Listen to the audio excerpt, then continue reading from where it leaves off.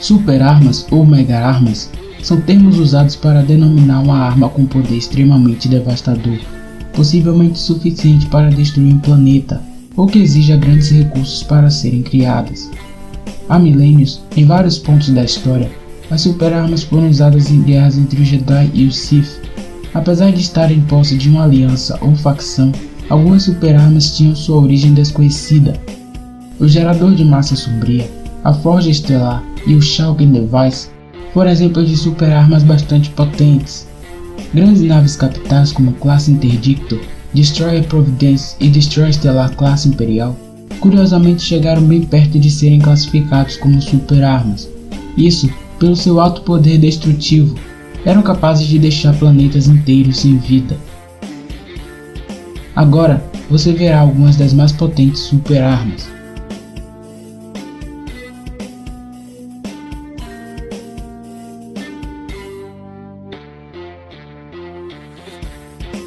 Apelidado de A Duquesa, o gerador de pulso arc foi projetado por Sabine Wren durante seu tempo na Academia Imperial em Mandalore. Sabine era a melhor aluna de sua turma e altamente competitiva. Foi enfrentando desafios que aterrorizavam outros alunos que a levou a criar o gerador arc. A arma foi projetada para atacar a Liga Beskar, um dos materiais contidos na armadura mandaloriana, e desintegrar o soldado que há dentro dela, isso em sua intensidade máxima. Apesar disso, ela não atacava apenas o material, ela poderia ser ajustada para afetar outros tipos de materiais como o plastoide, componente utilizado na armadura dos Stormtroopers. Em sua capacidade máxima, a Duquesa poderia exterminar exércitos inteiros em minutos. Sabine descobriu que em seus estágios de testes, o Império usou a arma em seu próprio povo e pretendia usar ainda mais. Consumida pela culpa, Sabine destruiu os planos, sabotou a arma e desertou do Império. Anos depois, o governador Tiber Saxon havia conseguido recuperar a arma, mas em sua capacidade máxima. Ele a usou no clã Wren, chamando a atenção de Sabine, que se uniu a outros clãs para destruir a arma de uma vez por todas. A Malevolência foi um supercruzador de batalha de classe Subjugator, usado pela Aliança Separatista durante as Guerras Clônicas. Liderada pelo General Grievous, a Malevolência era capaz de destruir frotas inteiras da República somente com suas 500 baterias turbo laser. Apesar disso, o general sempre apelava para suas armas principais, os covardes canhões de íons. Eles desabilitavam qualquer sistema de energia a mais de 10 km de distância. Logo após o ataque, as naves atingidas se tornavam indefesas contra os seus lasers.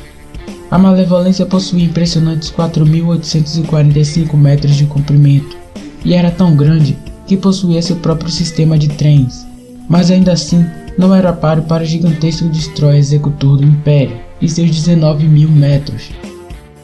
Ao longo de sua vida, a Malevolência destruiu todas as naves da República que cruzou seu caminho, até ser enviada para uma estação médica da República, pois não contava com o esquadrão de I-Wings liderado por Anakin Skywalker, que destruiu suas armas principais. Como se não fosse o bastante, o bombardeio da República Arma não avariou somente o canhão de íons, mas danos graves foram causados em toda a nave, incluindo o Hyperdrive. A nave só foi destruída após Anakin Skywalker reprogramar o Hyperdrive, fazendo ela se chocar com a lua morta de Antar.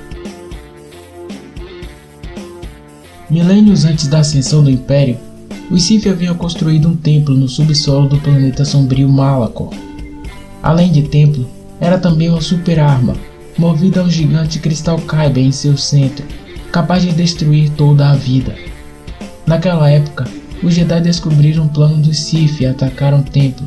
Sem muita escolha, os Sith ativaram a arma e dispararam, petrificando e matando todos os Jedi e Sith presentes na batalha.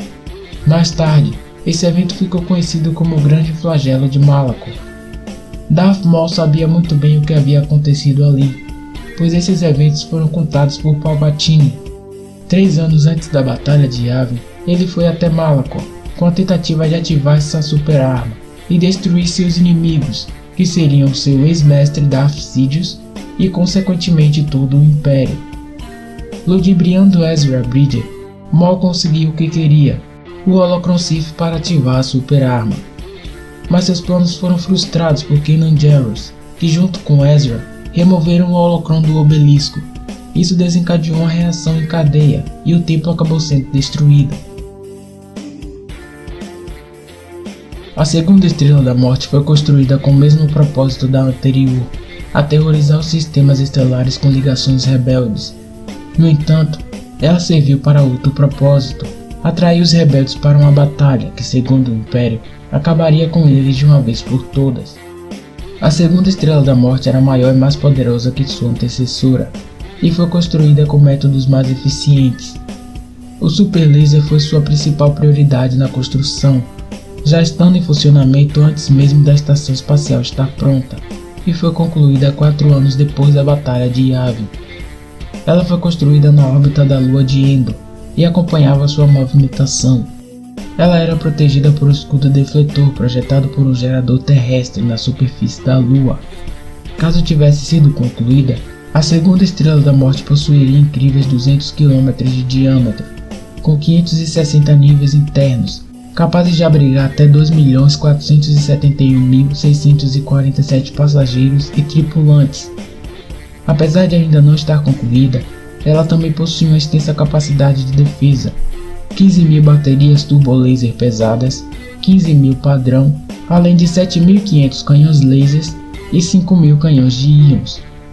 Durante o ataque, os rebeldes nem imaginavam que a estação estava operacional, caindo assim na armadilha do Império. Mas ainda assim ela foi destruída. Quando os rebeldes na superfície da Lua conseguiram destruir o gerador de escudo, e um esquadrão de caças conseguiram se infiltrar e destruir o núcleo do reator, explodindo a estação. A base Starkiller era um planeta móvel com clima gelado e florestas, além de ser rico em cristais Kyber, localizado nas regiões desconhecidas. Pertencente à Primeira Ordem e comandada pelo General Armitage Hux, a base Starkiller era capaz de destruir sistemas estelares inteiros do outro lado da galáxia.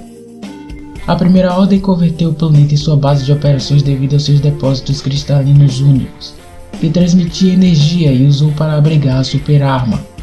Viram essa possibilidade como uma evolução na capacidade de destruir planetas, a partir dos projetos da Estrela da Morte, e serviram como ponto final nas pesquisas do Império Galáctico, em tradução de energia escura e tunelamento do hiperespaço. Seu canhão principal se alimentava de um tipo de energia escura chamada quintessência, que está presente em toda parte do universo, uma fonte de energia ilimitada para a Primeira Ordem, e essa base era carregada através do poder das estrelas. Quando disparada, a energia liberada abria um buraco no hiperespaço, numa linha reta. Esse tipo de viagem é chamado de sub-hiperespaço, que entregava cargas de energia de forma instantânea a grandes distâncias. Essa viagem do sub-hiperespaço causa uma interrupção no espaço-tempo, e essa energia pode ser vista a milhares de anos-luz por um curto período de tempo. Quando essa energia atinge o planeta-alvo, ela gera calor suficiente para inflamar o núcleo do planeta e explodi-lo. A base Starkiller era protegida por um escudo planetário forte o suficiente para aguentar qualquer tipo de bombardeio, além de não permitir a passagem de qualquer tipo de nave sem autorização. Ela se locomovia através de propulsores do lado oposto do canhão principal. Após totalmente carregada, se tornou uma arma vulnerável. Paul Dameron e outros combatentes da resistência foram capazes de destruir o conduto, iniciando assim uma reação em cadeia de explosões. O planeta implodiu e depois explodiu. O material armazenado do Sol se expandiu e acabou criando uma nova estrela no lugar do planeta. Antes do lançamento de Despertar da Força, houve um vazamento do enredo, mas era um pouco diferente do apresentado no filme. Nele, um tópico principal apontava uma super-arma que pertencia à Resistência. Seu nome era Martelo de Guerra. Ele era um dispositivo gigante com uma esfera na ponta, uma arma densa, e seu propósito era ser lançado no Destroyer da Primeira Ordem, rompendo os escudos e os destruindo, semelhante ao feito pelo Almirante Rondo. Mas esse conceito foi abandonado pelo fato de os mocinhos que estão sempre destruindo super-armas e não as criando. Carrie Fisher havia supostamente filmado cenas dentro do Martelo de Guerra, e como as cenas deletadas serão reaproveitadas, existem as especulações de que o Martelo de Guerra está presente no episódio 9. Mas qualquer super-arma exige um custo alto para ser construída, e a resistência levaria anos para conseguir o dinheiro e roubar recursos o suficientes da Primeira Ordem para fabricar o martelo de guerra.